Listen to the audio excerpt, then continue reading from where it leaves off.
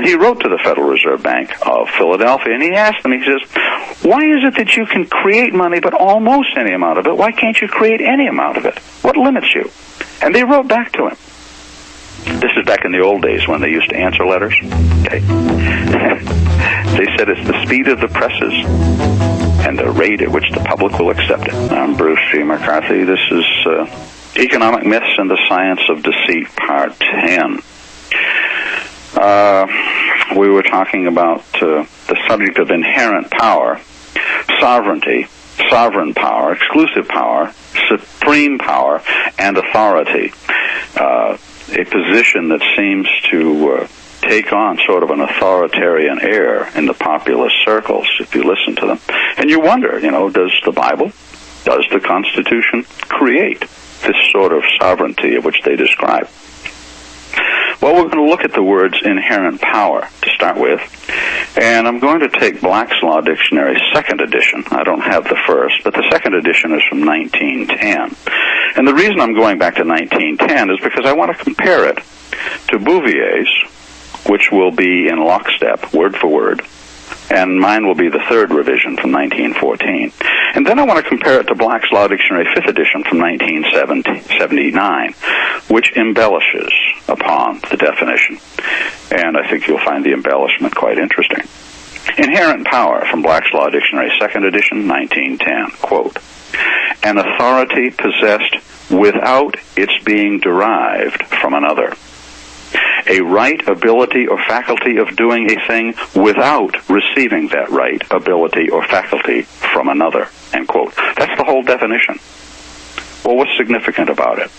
Well, if the federal government had inherent power to create money, then that means that it had that power all by itself and that it didn't derive that power from anyone else. Remember, inherent power is an authority possessed without its being derived from another, or a right, ability, or faculty of doing a thing without receiving that right, ability, or faculty from another. Did the federal government receive any authority to do anything from anybody else, or did it have it all by itself to start with? Well, all powers were given to the federal government by who? By we the people. That's what the preamble is all about in the Constitution. You remember? We, the people. And I know there are people who don't like that, and there is a problem with that in a sense, if we think that we're gods. But it says, we, the people of the United States, in order to form a more perfect union, establish justice, ensure domestic tranquility, provide for the common defense, promote the general welfare, and secure the blessings of liberty to ourselves and our prosperity, do ordain and establish this Constitution for the United States. Following that, Article 1 says, at Section 1, all legislative powers herein granted. Granted by whom? Well, granted by we the people. All legislative powers herein granted shall be vested in a Congress of the United States, which shall consist of a Senate and House of Representatives. Period. Okay, question. How about those powers that are not herein granted? Does Congress have those powers? No. How do we know that? Well, the 10th Amendment tells us that. In fact, actually, Article 1, Section 1 tells us that, because it says all legislative powers herein granted. And so if it isn't granted, then you don't have that power. But just in case you don't understand that language, you go to the 10th Amendment and it says the powers not delegated, in other words, not granted, the powers not delegated to the United States by the Constitution, which was created by we the people, nor prohibited by it to the states, are reserved to the states respectively, or to the people. Ours is a federal government, constitutionally ordained, with powers that were specifically enumerated, and if they are not enumerated, they don't exist, and so forth. Here we have the inherent power. We go to Bouvier's Law Dictionary, 3rd edition, or 3rd revision for 1914, word for word, an authority possessed without its being derived from another. A right, ability, or faculty of doing a thing without receiving that right, ability, or faculty from another. That's what inherent power is. But now let's turn to Black's Law Dictionary, 5th edition, 1979. The first part of the definition is the same. as the second. It's the addition that gets interesting. An authority possessed without its being derived from another, a right, ability, or faculty of doing a thing without receiving that right, ability, or faculty from another. Here is the addition. Powers originating from the nature of government or sovereignty, i.e., powers over and beyond those explicitly granted in the Constitution or reasonably to be implied from express grants. That's not implied power. That's a usurpation of power. And that's completely different. So what is a usurpation? Well, we'll go to usurpation. Black's Law Dictionary, 5th edition. Quote, the unlawful encroachment or assumption of the use of property, power, or authority which belongs to another. The powers we didn't give belong to us. That's what the 10th Amendment says. An interruption or the disturbing a man in his right and possession. The unlawful seizure or assumption of sovereign power.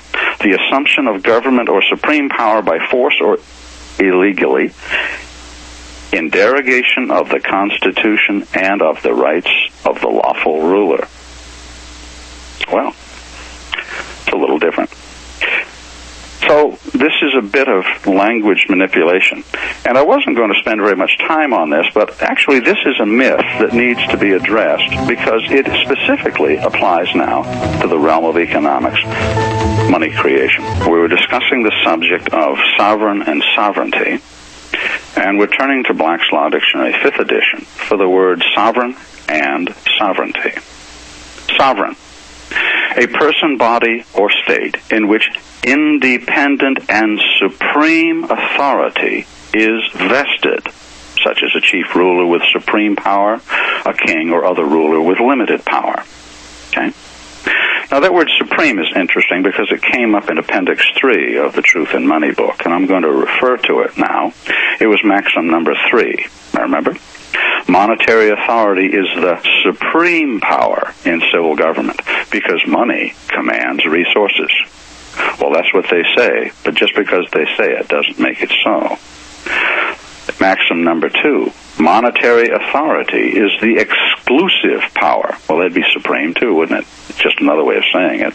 Monetary authority is the exclusive power to create and destroy money. I take umbrage with that. Government doesn't have that power. Let's look to the word sovereignty now. And I'm going to highlight a few portions of this, which is a longer definition. The supreme, absolute, and uncontrollable power. No, it's not answerable to anybody else. The supreme, absolute, and uncontrollable power by which any independent state is governed. It's the self-sufficient source of political power. Is our federal government self-sufficient? Was it self-sufficient in itself, or did it need to get its power from somebody or someplace? It had to get its power from we the people. So the federal government was never self-sufficient in terms of its source of power. I'll move on. Quote, the power to do everything in a state without accountability. Now, can the federal government lawfully do anything that it wants without accountability? Or must it be accountable to the Constitution, which was created by we the people? So therefore, government is actually supposed to be accountable to the people. Okay? I'll go on. I'll take another excerpt. It is the supreme power by which any citizen is governed and is the person or body of persons in the state to whom there is politically no superior, end quote. That's the word sovereignty. Well, is the federal government sovereign? Well, constitutionally, no. But how it conducts itself, one might argue, yes. But then that becomes a usurpation, or perhaps not even a usurpation, it may become tyranny. And we may get to that. Let's take this word sovereign and sovereignty, and let's go to the Bible, if you don't mind. Well, interestingly enough, the word sovereign or the word sovereignty, neither of those two words is found in my King James. Okay? But there are principles which would seem to suggest that there is authority and someone who might be a master over a servant. And so let's go to those verses which are applicable because I think they are applicable to the Constitution. We'll go to John chapter 13, verse 16. John 13, 16, where we find Jesus saying, "Verily, verily, I say unto you," he was talking to his disciples, "the servant is not greater than his Lord." Well, then can a public servant be greater than his Lord? Which would be we the people. "Neither he that is sent." How about a person who is a delegate sent to the Constitutional Convention in Philadelphia? "Neither is he that is sent greater than he that sent him," perhaps to Philadelphia. Well, who sent him? The states sent delegates to Philadelphia. But who created the states? Well, the people created their own state governments in each state. So, this is why the Constitution had to be ratified by the states in order to give the final okay, or else reject the Constitution. The delegates could not write up the Constitution and then declare it to the people when they returned to their respective states.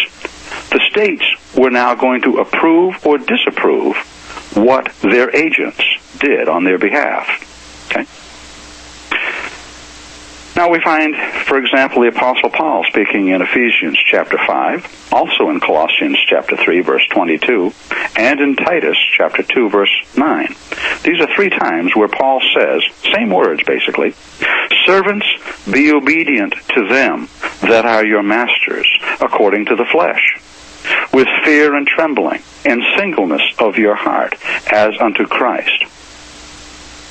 So let's add a word or two for political embellishment and application. "Public servants, be obedient to we the people that are your masters according to the flesh, with fear and trembling and singleness of your heart, as unto Christ." Why? Well, because they took a vow to do so. In Ecclesiastes chapter 5 and verse 4, King Solomon reminded us that when thou vowest a vow, and the constitutional oath, by the way, is a vow that was taken before God. "When thou vowest a vow unto God, defer not to pay it, for he, God, hath no pleasure in fools." Maybe this is why Justice Louis D. Brandeis of the United States Supreme Court, he served on the bench from 1916 to 1939, said in a case, and I don't have the case in front of me, but I remember the wording because it was impressed vividly into my mind. "Government must obey the law scrupulously, for when it fails to do so, it breeds contempt for law and order." Well, the law that government must obey, first and foremost, is the Constitution, which is the contract that we the people imposed upon the bureaucracy to keep them from becoming tyrants. Now, regarding this concept of sovereign power and whether it lawfully resides in Congress, let's turn back the pages of time to glean a principle expressly stated in the contract to which elected officials voluntarily submit their fealty and obedience by a sacred oath taken before nature's God. And I'm again going to turn to the United States Constitution at Article 1, Section 1, wherein it says, "All legislative powers herein granted shall be vested in a Congress of the United States, which shall consist of a Senate and House of Representatives." So if the power isn't granted, the power is not conferred. And again, the 10th Amendment, which says the powers not delegated, in other words, not granted, to the United States by the Constitution or prohibited by it to the states are reserved to the states, respectively, or to the people. Now, there are people who don't find that very important because they don't think that there's anything scriptural about that. But these are contracts, and the Bible admonishes servants to obey their masters as unto Christ. Now I'm going to turn to a plea for the Constitution of the United States by George Bancroft. We've been here before on a couple instances. This was published in 1886. You might remember that George Bancroft was a famous, very well-known historian, born in 1800. He died in 1891.